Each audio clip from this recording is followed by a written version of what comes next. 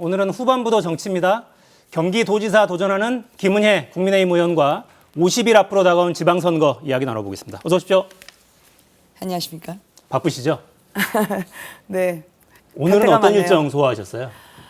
오늘은 평택에 있는 삼성전자를 방문을 했습니다. 네. 이제 저희가 뭐 국방력, 안보에 중요하다고 하지만요. 반도체도 사실은 소리 없는 전쟁의 무기로 쓰이고 있는 경제 안보의 가장 중요한 한 축입니다. 경기도가 워낙 그런 성장 동력이 집중되어 있기 때문에 그렇지만 앞으로 나가려고 하더라도 수출 기업의 그동안 모래주머니를 발로 채웠던 것이 정부나 지자체의 현실이었어요. 그래서 모래주머니 떼드리겠다. 그래서 국가대표 선수로서 마음껏 세계 무대에서 나가실 수 있게 규제를 좀 해제하고 철폐할 수 있는 방안이 뭔가 함께 머리를 맞댔습니다. 네. 규제 철폐 이야기를 좀 하고 네. 오셨고 오늘 공천관리위원회가 경기도지사 경선은 양자 대결로 네. 정리를 했더라고요. 유승민 전 의원과 김은혜 의원. 자, 초선 국회의원이시고 사실 청와대 경험도 있고 뭐 정치 경험은 깁니다만 네. 국회 경험은 지금 이제 2년 되신 거죠. 그렇습니다. 네. 당선인 대변인 하다가 경기도지사 나서신 건데 어떤 각오로 나서신 겁니까? 경기도에 저는 이제 바꿔야 되는 변화의 시점이 왔다고 생각합니다. 경기도가 우리 국내 인구의 4분의 1, 대한민국 성장의 중심지라고 하지만 그만큼의 대접을 받지 못했거든요. 특히 교통 문제나 주택 문제만 하더라도 상당히 많이 힘듭니다. 이거를 엮어내기 위해서는 저는 해결점을 찾기 위해서는 젊고 역동적인 리더가 필요하다고 생각하고요. 제가 경기도에 있는 현역 의원으로 작은 성공을 일궈왔고 그리고 국민들을 위해서 해결책을 제시하는 데 있어서 저는 검증이 됐다고 생각합니다. 그리고 도전을 해왔고요. 도전 끝에 늘 국민과 함께했던 성과가 있었습니다. 그런 경기도 그리고 충분히 대한민국 제2의 대표 지방정부로서 대접을 받을 수 있는 경기도를 다시 찾아오고 품에 안겨드리고 싶습니다. 네. 자, 출사표를 던진 지 얼마 안 됐는데 저희 그래픽 만들어 놓은 걸 좀 보여주시죠. 네. 여론은 조금씩 움직이는 것 같습니다. 경기지사 후보 지지도 조사 결과를 보고 계십니다. 김은혜 의원과 유승민 전 의원은 오차범위 접전이고요. 플러스 마이너스 3.1%포인트가 오차범위입니다. 오차범위 안에 있고 김동연 후보는 오차범위 이것도 오차범위 내군요. 13.7%니까 세 후보, 3강 후보가 오차범위 내 접전입니다. 그런데 다른 조사가 하나 더 있죠. 국민의힘 지사 후보로 누가 적합하냐라고 질문하면 오차범위 밖으로 좀 벌어집니다. 32.8 대 23. 이 결과는 어떻게 좀 받아들이십니까? 일단 그 경기도지사 결정은 민심과 당심이 함께 하는 거죠. 그리고 사실 제 지지율이 생각보다 좀 높게 나왔어요. 제가 출마 선언을 한 지 지금 엿새밖에 안 됐거든요. 네. 아무래도 이제 컨벤션 효과라는 게 좀 있고 제가 거기 덕을 봤다라는 생각을 하고요. 앞으로 두고두고 경기도에 대해서 어떤 고민과 준비를 해왔는지 경기도민들로부터 평가를 받아야 된다 생각하는데 여론조사라는 게 늘 마약과 같습니다. 그래서 추세선으로만 의미가 있고 그러나 더 겸손하고 그리고 처절한 마음으로 이번 선거에 임해야겠다라는 생각을 다지게 됩니다. 네. 유승민 전 의원은 대선 경선 패배한 뒤에 네. 정계은퇴까지 심각하게 고민하고 있다가 경기지사로 틀었어요. 그렇죠. 왜 유승민이 아니라 김은혜여야 합니까? 유승민 전 대표는 대통령 선거에 2번 나오셨었죠. 당연히 저력이 있으신 분입니다. 그렇지만 아마도 당원들께서는 이번 선택을 하실 때 누가 본선 경쟁력이 있을까 그것을 보실 거라고 저는 생각을 합니다. 그런 면에서 경기도가 아까 여론조사에서 보여줬던 게 만약에 앞으로 제가 가슴에 품고 있다면 분명히 변화하고 젊고 역동적인 경기도를 원하고 계시다라는 그런 생각은 제가 들 수 있었습니다. 네. 그런 면에서 저는 이 경기도라고 하는 것은 상식적이고 정상적이어야 하는데 그동안 부패의 사슬이 얽혀져 있었고 기득권 카르텔이 있었습니다. 그 사슬을 끊고 카르텔을 벗겨내야 됩니다. 그런 면에 있어서 열정을 가지고 임해왔던 그런 식으로 국민분들과 함께 성과를 이뤄왔던 그런 김은혜가 이번에 경기도지사로 그리고 제가 서울시장을 만나봤지만 윤석열 당선인의 새 정부 그리고 서울시장 오세훈 시장과 함께 제가 소통하고 협력을 이끌어낼 수 있는 힘 있는 여당 후보로서 국민 여러분 앞에 인사드리고 싶고요. 그런 면에서는 저는 준비가 됐다고 생각합니다. 네.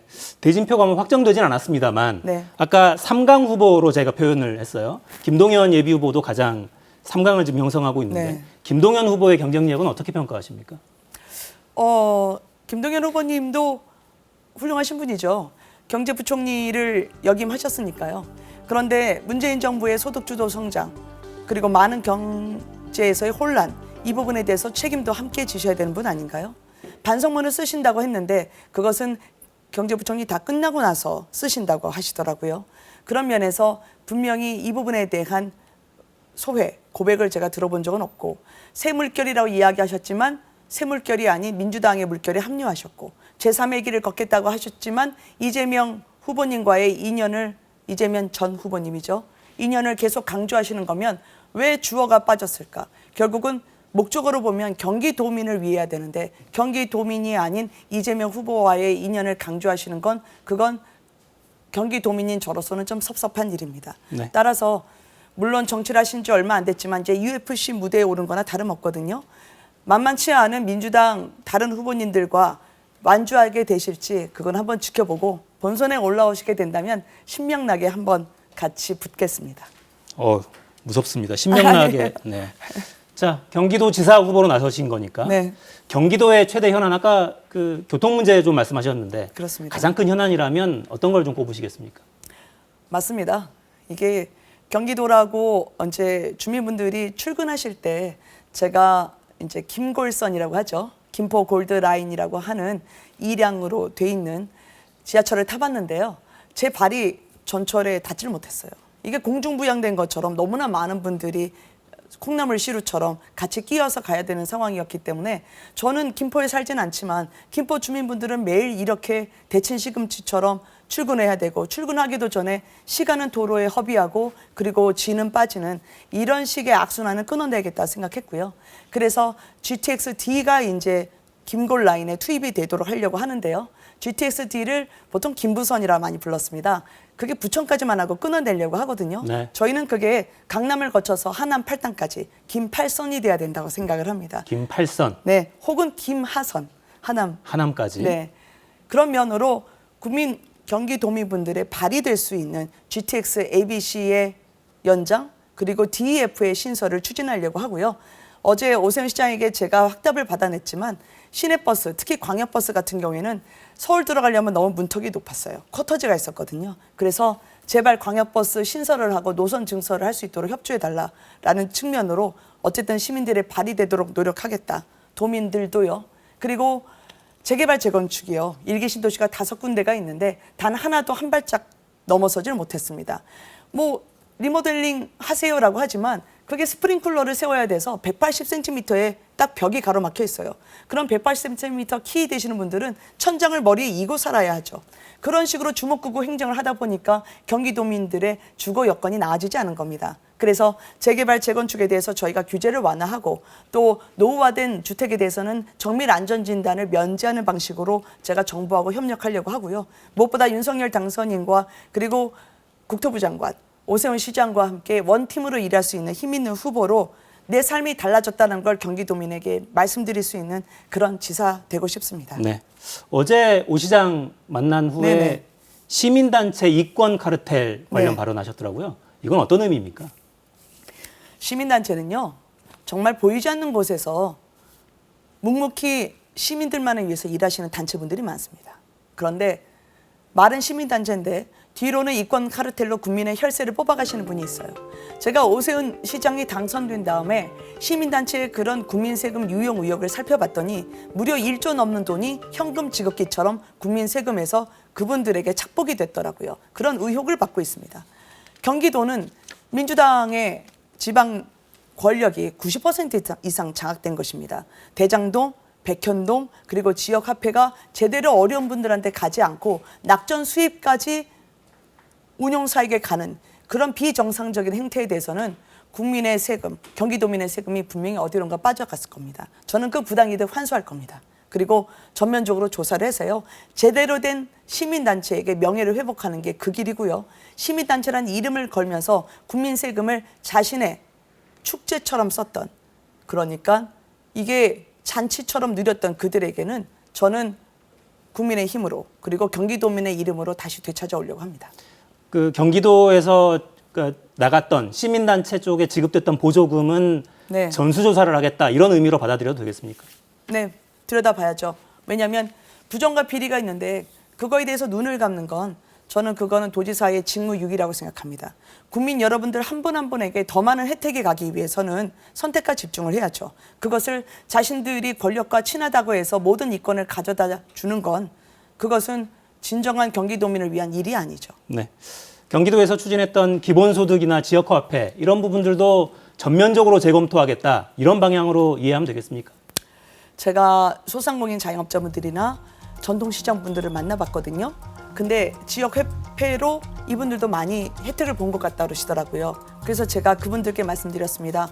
지역화폐 만약에 지역경제 활성화된다면 제가 그 안에 있는 비리를 걷어내고 더 어려운 분들에게 더 많이 갖다 드리겠습니다. 그렇게 얘기를 했어요. 왜냐하면 지역화폐 이 코나아이라는 회사가 있었는데 만성적자였던 회사였습니다.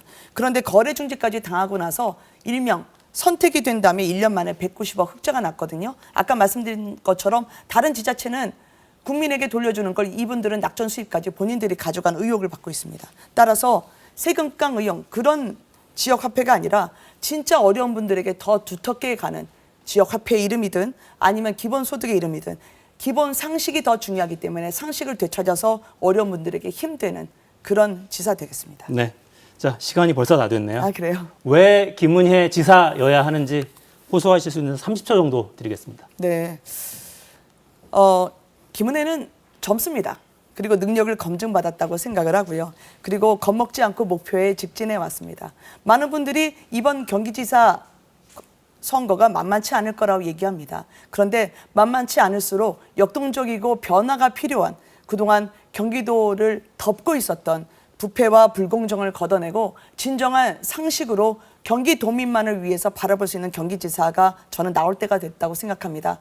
보통 경기도지사를 수단으로 활용하신 분들이 적지 않았거든요. 저는 경기도민이 제 목적입니다. 경기도에 전념할 수 있는 후보로 그리고 새 정부의 발목을 잡고 분열과 갈등을 늘 유도하는 도지사가 아니라 새 정부로부터 협력을 끌어낼 수 있고 네. 서울시와 함께 소통할 수 있는 그런 경기도지사 되겠습니다. 네. 자, 철의 여인이 되겠다는 김은혜 경기지사 국민의힘 경선 후보였습니다. 선전을 기대하겠습니다. 감사합니다. 네, 감사합니다. 저는 내일 돌아옵니다. 내일도 4시엔 사사건건.